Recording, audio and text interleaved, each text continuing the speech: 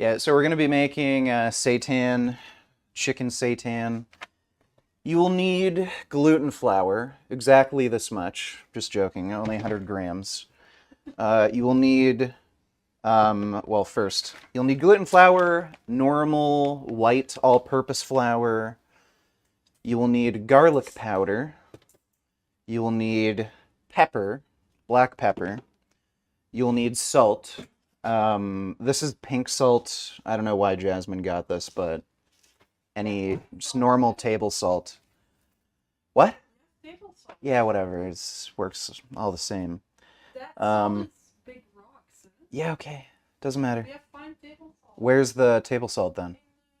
Okay, whatever. And then you'll also need sage. You're also going to need water. That is an ingredient. Okay, so we're going to start off by... I don't know what the best scooper I have would be. I guess this. So we're going to start off by putting 100 grams of gluten flour into the bowl.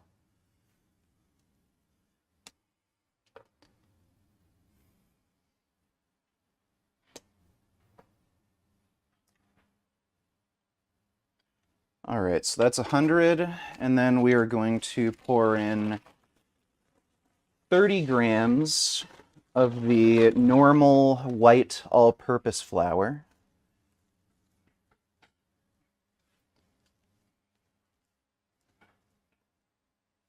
There we go.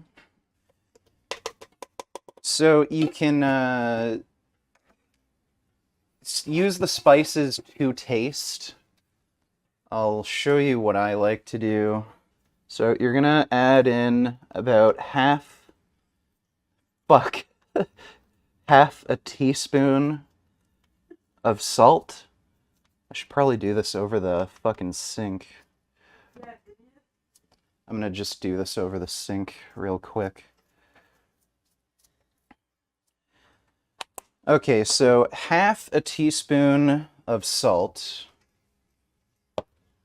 And then I like to use a lot of pepper. You can just use a teaspoon of everything else. So a teaspoon of black pepper, teaspoon of garlic powder, teaspoon of sage. I like adding more pepper, so I add 2 teaspoons of black pepper.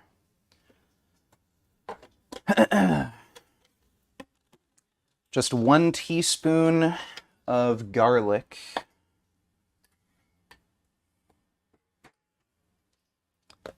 Powdered garlic.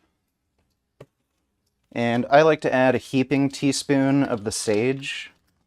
Just gives it a bit more flavor. So there's a heaping teaspoon of the sage. So you're just gonna whisk this with a whisk.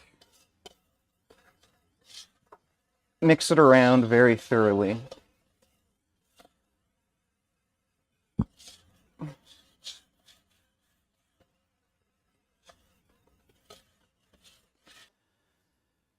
So next step,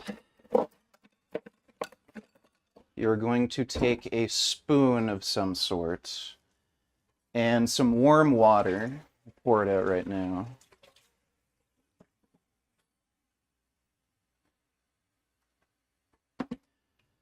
So I'd say pour like a cup, half a cup of warm water. It's not going to be an exact measurement. What you want to do is stir and add in water until it clumps together. And then we'll be ready for the next step. So pour in some water, mix it around.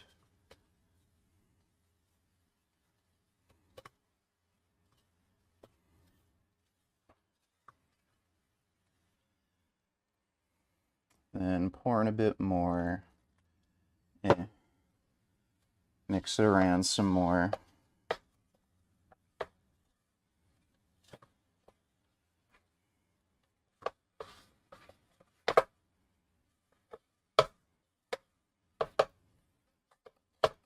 And some of the seitan might end up sticking to the bottom, so just like, and the sides, so just like scrape some of the dry stuff off the sides so it can mix into the other clumps easier. I'm gonna pour a little bit more in.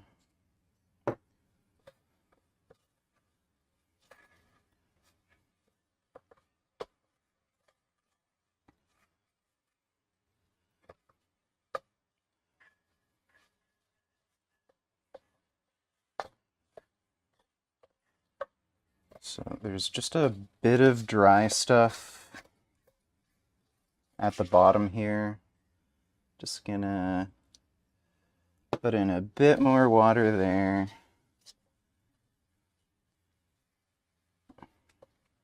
So it's all clumped up.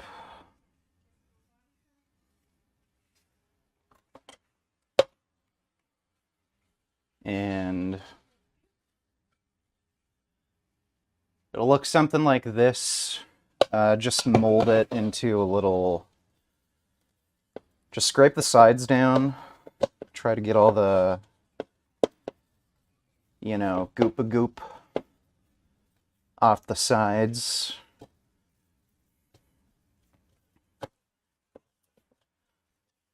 And then just mold it into a ball. You don't need to knead this, just, you know, mix everything up, make sure everything's come into contact with the water. There's no need to knead, it's just to make sure, you know, everything's evenly distributed. And it should be pretty thick and hard. If you whip this at somebody's head, probably hurt. So you are going to want a dirty looking pot that has weird white stuff all over it. You are going to put some oil in the pan. Doesn't matter what type of oil it is. You can use avocado oil, canola oil, whatever the fuck you want. Don't give a shit. Turn up the heat. Just set it on high for now. Have the oil coat the bottom of the pan. So what we're going to do is take our ball of seitan, and you are going to rip off chunks. And this is very dense, so it might be kind of difficult to rub off the chunks. It's supposed to be like that, so just start ripping off the chunks and placing them in the pan. So once you start to see it fizzle, turn it down to about medium heat. So just turn it around every couple minutes. You just want the outside to be cooked. And it like again, it should look crispy on the outside. And then we're going to cover it for a few minutes.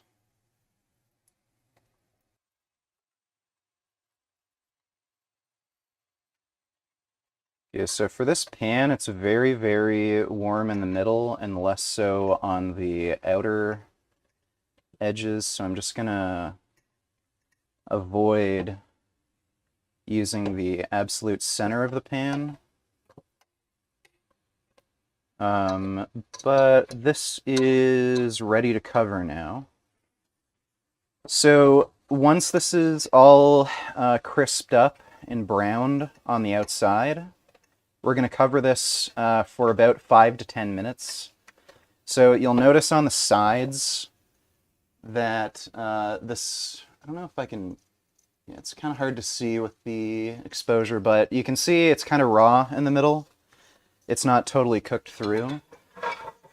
So we're going to cover this, and I'm going to set the timer for 10 minutes. And every few minutes, just move it around so it doesn't, like, burn.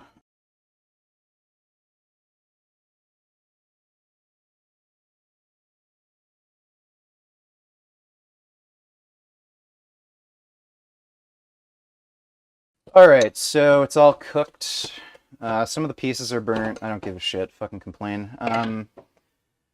But you can put whatever sauce you want on it. I'm gonna put on this President's Choice teriyaki sauce. And I just pour it all over.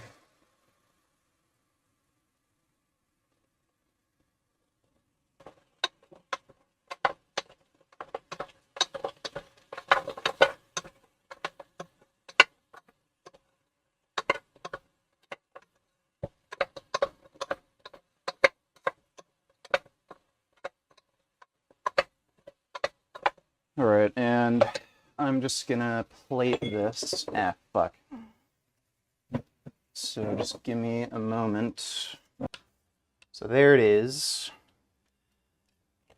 This tastes fucking amazing too. I actually don't buy mock meat anymore, as long as I can get gluten. All right, there's a lot of weird glare at this angle. Maybe that way is better? It's all the same. All right, I will taste this.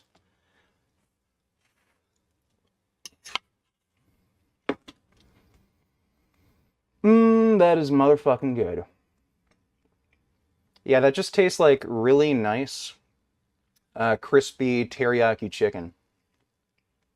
It's fucking dope. Yeah, again, I don't even bother buying mock meat like Gardein anymore because this just tastes so good. It's also extremely high in protein because it's pretty much just pure gluten. And it's cheap as shit. The two main ingredients are just, gluten flour and normal flour. So,